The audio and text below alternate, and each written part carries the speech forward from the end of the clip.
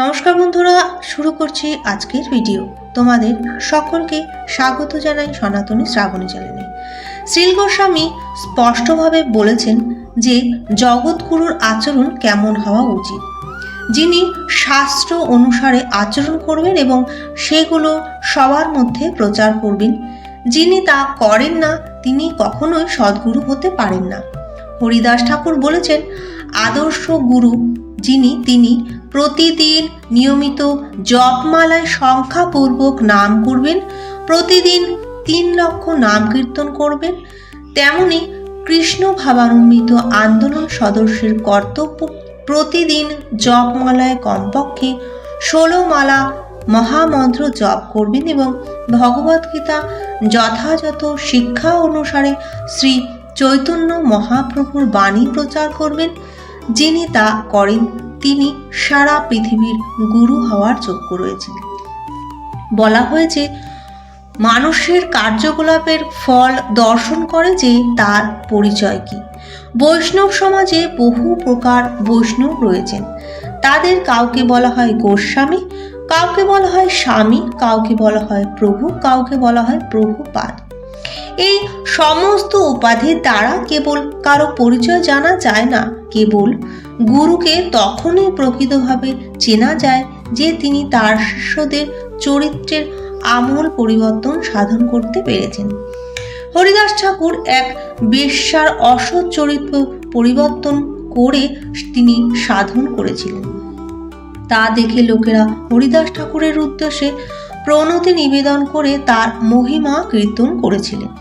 শ্রী চৈতন্য মহাপ্রভু স্বয়ং আচরণ করে জীবনকে শিক্ষা দিয়েছিলেন। তার সম্বন্ধে বলা হয়েছে, আপনি আচরি ভক্তি করিল প্রচার।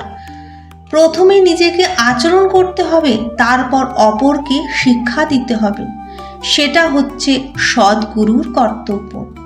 যে বিষয়ে শিক্ষা দিচ্ছেন সেই বিষয় সম্বন্ধে আপনি যদি নিজেই নাই জানলেন সেই সম্বন্ধে তাহলে কি শিক্ষা দেবেন? সেই শিক্ষা কখনোই কার্যকরী হবে না। তাই কেবল শ্রী চৈতন্য মহাপ্রভুর দর্শন সম্বন্ধে জানলেই হবে না, ব্যবহারিকভাবে জীবনে তার প্রয়োগও করতে হবে। একজন প্রকৃত শিষ্যের দিব্য জ্ঞান লাভের জন্য জিজ্ঞাসু হতে হবে। ভগবদ্গীতায় বর্ণনা করা হয়েছে, তস্মাৎ গুরুং প্রপদ্যেত জিজ্ঞাসু শ্রেয় উত্তম।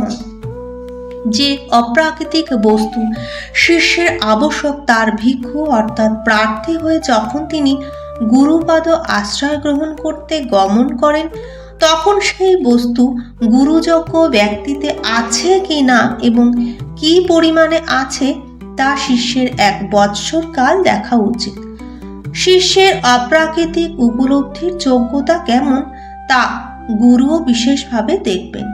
কেননা বিষয় শিষ্যের সঙ্গক্রমে গুরুদেবের লঘুত্ব অবশ্যম্ভাবী। শিষ্যের ধনসম্পদে লোলুপ হয়ে শিষ্য গ্রহণ করা গুরুর কর্তব্য নয়।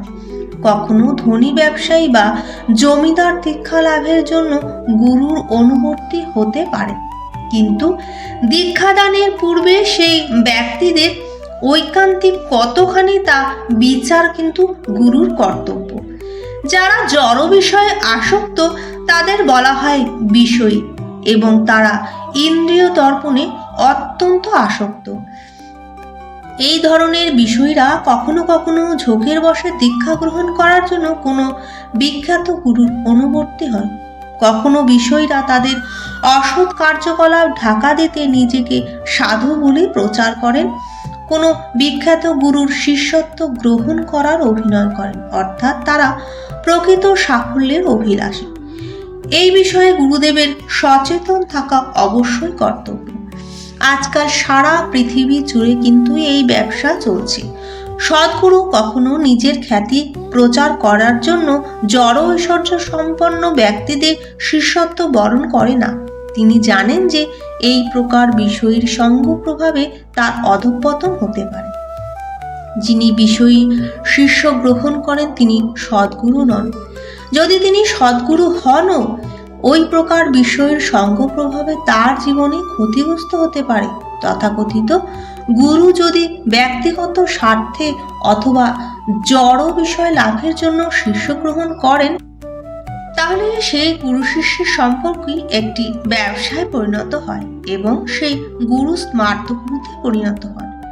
বহু জাতি গোস্বামী রয়েছে যারা পেশাদারীভাবে শিক্ষা দেন এবং তাদের শিষ্যরা তাদের নির্দেশের ধারও ধারেন। এই ধরনের গুরুরা তাদের শিষ্যের কাছ থেকে শুধু সুযোগ সুবিধা লাভ করেই সন্তুষ্ট থাকেন। শ্রীল ভক্তি সিদ্ধান্ত সরস্বতী ঠাকুর এই প্রকারে গুরু শিষ্য সম্পর্কে তীব্র নিন্দা করেছেন। তিনি বলেছেন যে এই প্রকার গুরু শিষ্যের সম্পর্ক প্রকৃতভাবে প্রতারক এবং প্রতারিতের সম্পর্ক, যাদের বাউল অথবা প্রাকৃত সহজিয়া বলা হয়। তাদের কাছে গুরু শিষ্যের সম্পর্কটি অতি ক্ষীণ একটি সম্পর্ক। তারা পারমার্থিক সম্বন্ধে কখনোই আগ্রহী হতে পারে না। ভিডিওটি এখানেই শেষ করলাম। ভালো লাগলে অবশ্যই কমেন্টের মাধ্যমে জানাবেন। লাইক, শেয়ার, সাবস্ক্রাইব করে পাশে থাকার অনুরোধ করছি। নমস্কার।